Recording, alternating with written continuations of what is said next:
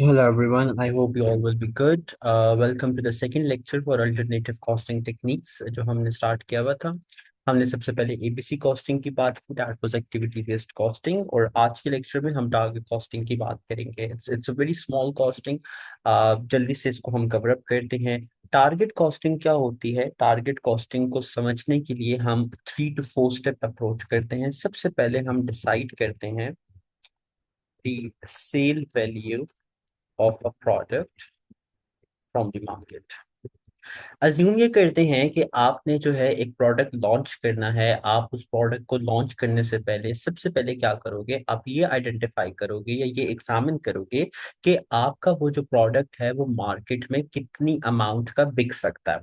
Right. सो आप market से एक सेल्स प्राइस आइडेंटिफाई कर लोगे। सो फॉर इंस्टेंस मैंने जो मार्केट से सेल प्राइस आइडेंटिफाई की है दैट इज $1,000। ओके। मैं दोबारा बताता हूँ। आप किस कब जब भी आप अपना कोई प्रोडक्ट लॉन्च करते हो तो आपको आप जो सेल प्राइस होती है वो हमेशा मार्केट से ही अज्यूम करते हो, मार्केट से ही लेते हो। आप अपनी मर्जी की सेल प्राइस नहीं डिसाइड करते। राइट। आपने मार्केट से सेल प्राइस ले ली। अब सेकंड स्टेज क्या होगा? आपने अपना जो है वो कैलकुलेट करना है डिजायर्ड प्रॉफिट मार्जिन। आपने अपना प्रॉफिट मार्जिन जो भी आपकी कंपनी रखती है वो अचीव करना है। फॉर एग्जांपल आपकी कंपनी ये कहती है कि हर प्रोडक्ट पर आप 20% प्रॉफिट मार्जिन रखोगे।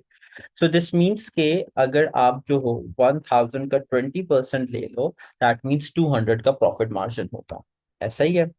सो अगर $1000 की आपकी सेल्स प्राइस है, इस सेल प्राइस में आपका 200 का प्रॉफिट मार्जिन भी इंक्लूड होगा।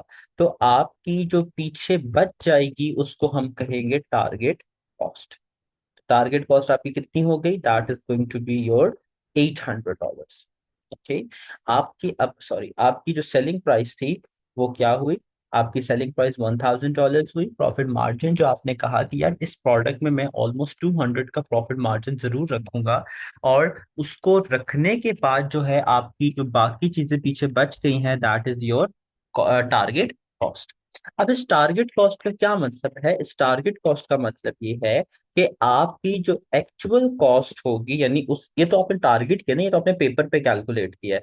जब आप रियल में उस प्रोडक्ट को बनाओगे तो उस प्रोडक्ट की जो एक्चुअल कॉस्ट है must not exceed the target cost. Okay. अब आपका जो मोटिव क्या होगा? आपका मोटिव ये होगा कि किसी भी चीज की जो एक्चुअल कॉस्ट है वो उसकी टारगेट कॉस्ट से एक्सीड नहीं करनी चाहिए। देखो, बिल्कुल अब समझने वाली बात है ये कि अगर एक्चुअल कॉस्ट जो है वो 800 से एक्सीड कर जाती है, 900 हो जाती है, आप अपनी सेल्स प्राइस तो नहीं बढ़ा सकते, क्योंकि सेल प्राइस बढ़ाओगे तो प्रोडक्ट तो मार्केट में बिकेगा ही नहीं। तो ऑटोमेटिकली इफेक्ट किस पे आएगा? ऑटोमेटिकली इफेक्ट आएगा आपके प्रॉफिट पर। आपका प्रॉफिट 200 से 100 पे रिड्यूस हो जाएगा। तो टारगेट कॉस्टिंग एक ऐसा कॉस्टिंग मेथड है जिसपे हम सबसे पहले ही एक जो है वो कैलकुलेशंस कर लेते हैं, और हम ये देखते हैं कि अच्छा जो प्रोडक्ट हम बनाने जा रहे हैं उस प्रोडक्ट की टारगेट कॉस्ट कितनी होनी चाहिए। तो हमने ये करना होता है कि हम ये देखेंगे अच्छा हमें एक टारगेट मिल गया, अब हमने इस टारगेट कॉस्ट से कम अपनी प्रोडक्शन कॉस्ट रखनी है या एक्चुअल कॉस्ट रखनी है। तो हम क्या करते हैं? हम इस टारगेट कॉस्ट को फॉलो करते हैं। इस टारगेट कॉस्ट को फॉलो करके हम कोशिश ये करते हैं कि हमारी एक्चुअल कॉस्ट जो है वो क्या हो? वो कम होनी चाहिए। तो हमेशा आपने क्या सपोज करना है कि एक्चुअल कॉस्ट जो है वो लेस होनी चाहिए टारगेट कॉस्ट से। तो दिस विल बी पॉजिटिव, यानी इसका मतलब है आपने पॉजिटिव है ये, और आपने अपना जो टारगेट था वो अचीव कर दिया। अगर एक्चुअल कॉस्ट जो है वो ज्यादा, सॉरी मैंने ऑपोजिट लिख दिया यहाँ पर, सेकेंड। अगर एक्चुअल कॉस्ट आपकी कम है टारगेट से, यहाँ पर अगर एक्चुअल कॉस्ट आपकी ज्यादा है टारगेट कॉस्ट से, so you will be negative. This means कि आपने अपना टारगेट अचीव नहीं किया। राइट। सो टारगेट कॉस्ट आपने कैलकुलेट कर दी, आपने एक्चुअल कॉस्ट भी कैलकुलेट कर दी। उसके बाद जो फोर्थ स्टेप होगा, आपने क्या कैलकुलेट करना है? आपने कॉस्ट गैप कैलकुलेट करना है। कॉस्ट गैप का मतलब होता है एक्चुअल कॉस्ट माइनस, या आप यूं लिख दो target cost minus actual cost. Okay.